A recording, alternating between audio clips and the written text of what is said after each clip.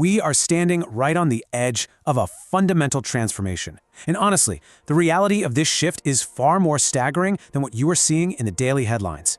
In today's Explainer, we're doing a deep, data-driven investigation into our incredibly high-stakes trajectory toward artificial general intelligence, or AGI. We're going to unpack some hidden algorithmic breakthroughs, the massive nuclear infrastructure being built right this second, and the rapidly shrinking timelines that are completely redefining our future. So, let's just dive right in. How did you survive your technological adolescence without destroying yourself?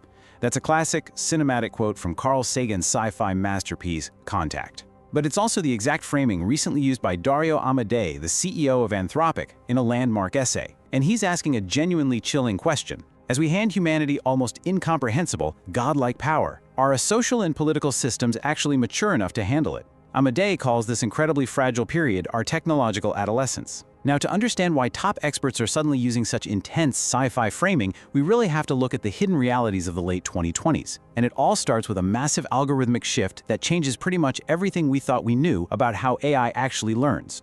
Which brings us to Section 1, the Inference Compute Revolution, how AI learned to think before speaking.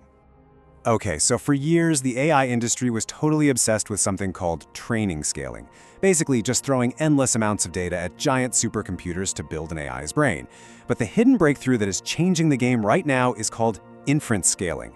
It's a confirmed, factual shift in how these models operate. Instead of the AI just blurting out the very first word that comes to mind, it uses a process called directed stochastic skill search. I know, that sounds super technical, but in plain English, it means the AI literally plays out different scenarios in its head, it searches, refines, and actually reasons through a complex problem before it ever generates an answer for you.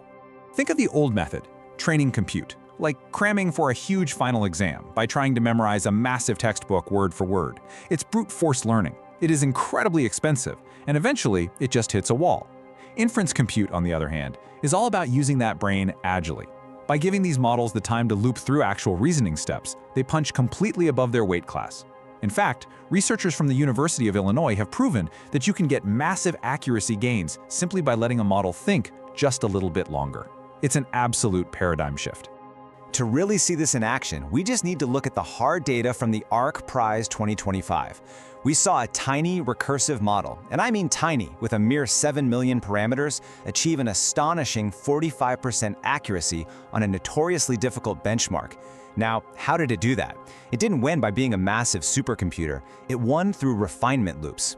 It essentially double-checked its own work over and over during the test. This definitively proves that thinking harder, rather than just being bigger, is the new confirmed path to intelligence. And this efficiency breakthrough is having a huge ripple effect on our future, bringing us to Section 2, redefining AGI timelines, the accelerated path from GPT-5 to 2027.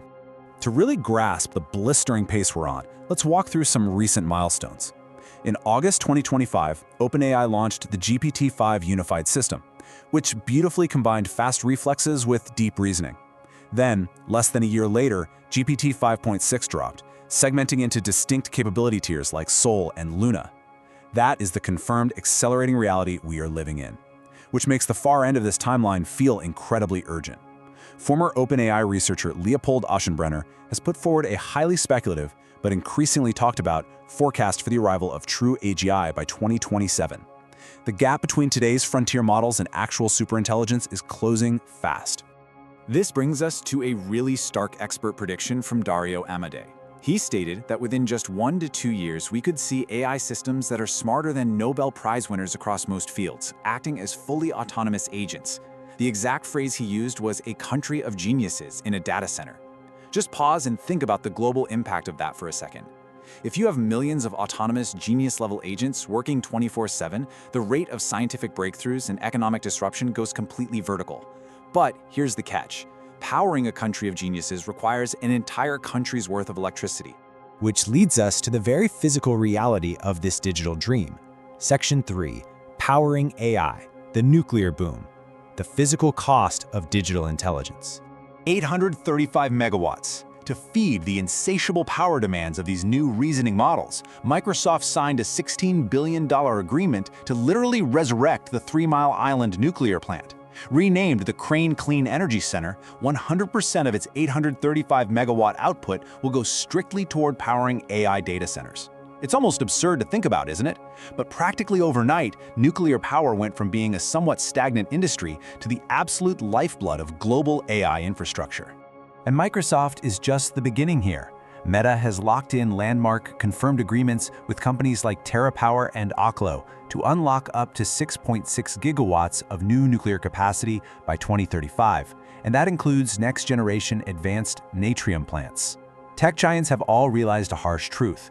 Wind and solar, as great as they are, simply cannot guarantee 24/7 baseload power on their own. If you want to maintain leadership in the global AI race, you absolutely need constant, uninterrupted nuclear energy. This corporate arms race has also triggered a massive geopolitical response. The Trump administration set a sweeping policy goal to quadruple U.S. nuclear capacity to 400 gigawatts by 2050, aiming to have at least 10 big reactors under construction by the end of this decade. Now, looking at this impartially, this is a massive strategic chess move for absolute energy dominance. To ensure the United States controls the infrastructure of the future, billions of dollars are currently being funneled into fast-tracking regulations and developing advanced nuclear technology. So with this unprecedented level of both digital intelligence and raw physical power coming online, we face the ultimate test in Section 4, our technological adolescence, guardrails, governance, and global stakes. The tech industry is actively trying to self-regulate to manage these massive stakes. Anthropic, for instance, uses an operational framework called AI Safety Levels, or ASL. Right now, we're navigating ASL 1 and 2, which cover your basic chatbots and our current frontier models. But the real hidden danger zone is ASL 3. This is the threshold where systems could potentially assist in developing bioweapons or even achieve autonomous replication. And as models scale up toward ASL 4, where they exceed human capabilities across all domains, the ethical debate about who exactly controls the off switch is getting incredibly intense. And that brings us to the deep controversy surrounding Anthropic's updated responsible scaling policy.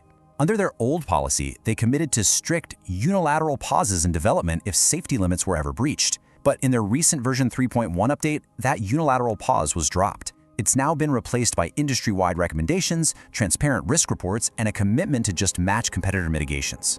Anthropic argues that pausing development while competitors forge ahead is actually worse for global safety. But on the flip side, critics warn that weakening binding commitments right as we approach the most dangerous capability thresholds is a massive, massive risk. Which brings us full circle. We are witnessing algorithmic breakthroughs that allow machines to truly reason, backed by massive real-world nuclear buildouts to fuel them, all on a timeline that seems to be shrinking by the day. So the only question that truly matters right now is this: are our institutions mature enough to survive this technological adolescence?